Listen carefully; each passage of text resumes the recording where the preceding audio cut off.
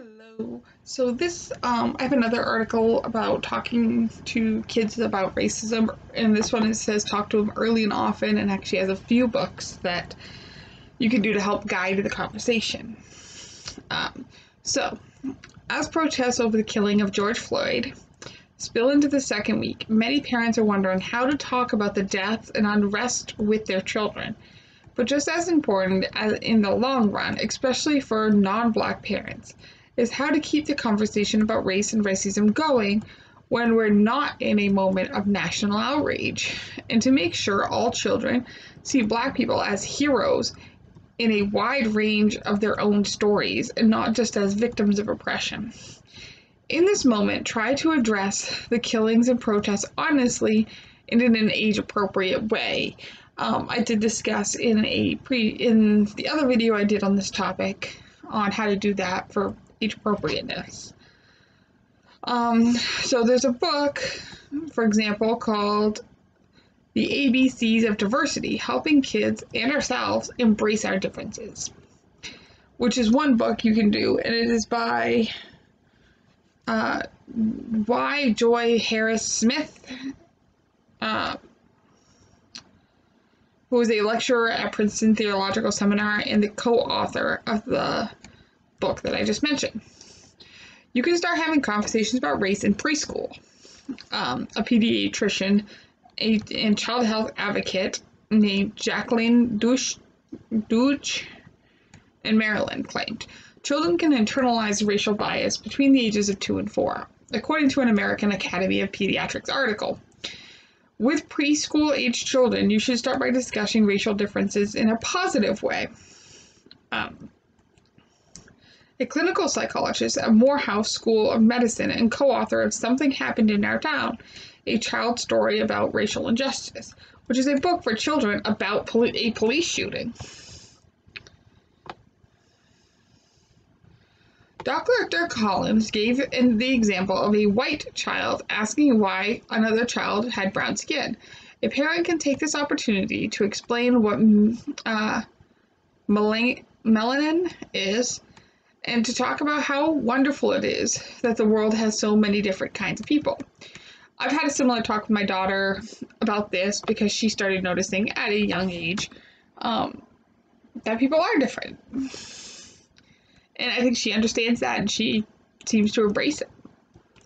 Older children will be much more aware of what's going on right now, so find out how much your child knows about the protests, because kids may know more than we think they do from overhearing the news, their parents talking,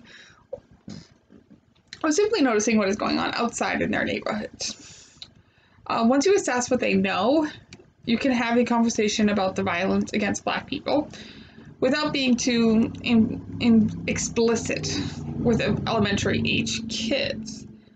The doctor I mentioned more before actually has a starting line that says start with something like, there are things happening in the news that are upsetting us. Unfortunately, there were police officers that made bad choices for the wrong reasons because of the color of our skin, or their skin if it's not, like if you're a white kid, you know.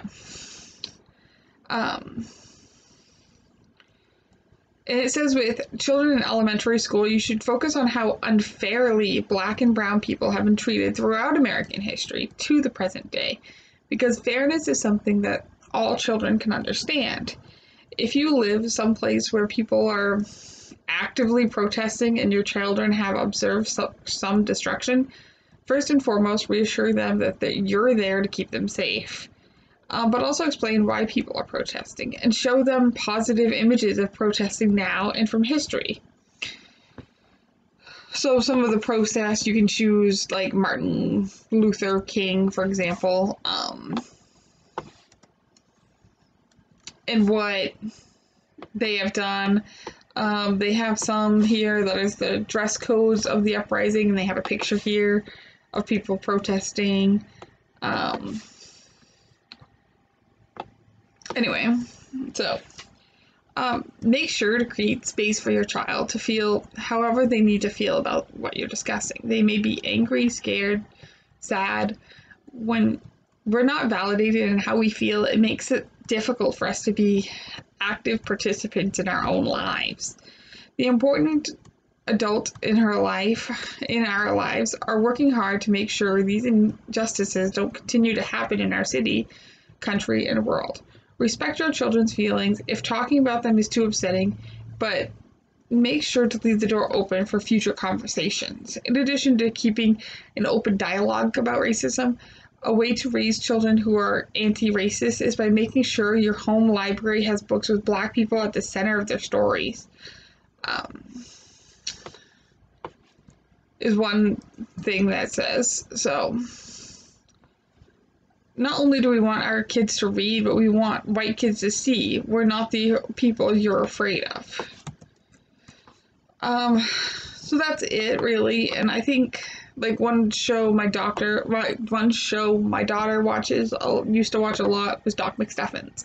The main character of that is Black, so it can showing kids that Black people aren't what you need to be afraid of can help open the discussion about racism and why and how we're all different and how wonderful it is that everyone is different. Anyway, thanks for watching.